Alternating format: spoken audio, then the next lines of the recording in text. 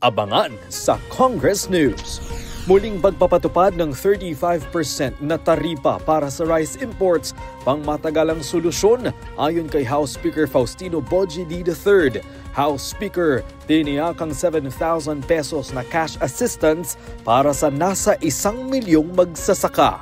Kinagagalak kong ipaalam sa ating 2026 national budget, makakatanggap ng direktang cash assistance ang ating pong mga magsasaka na mayroong bilang na 1 million farmers para sa buong bansang Pilipinas.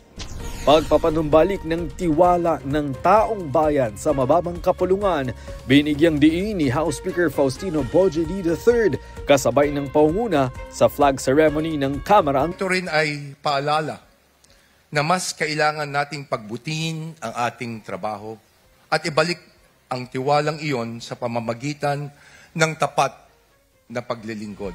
Ilang kumakalat na fake news na iniuugnay kay Leyte 1st District Representative Martin Romualdez, pinasinungalingan ng HOR fact check. Kasabay ng pagdiriwang ng World Teachers Day, binigyang parangal ni House Speaker Faustino Bogie D. III at ilang mambabatas ang ambag ng mga guro sa paghubog ng mga kabataan at ng bansa.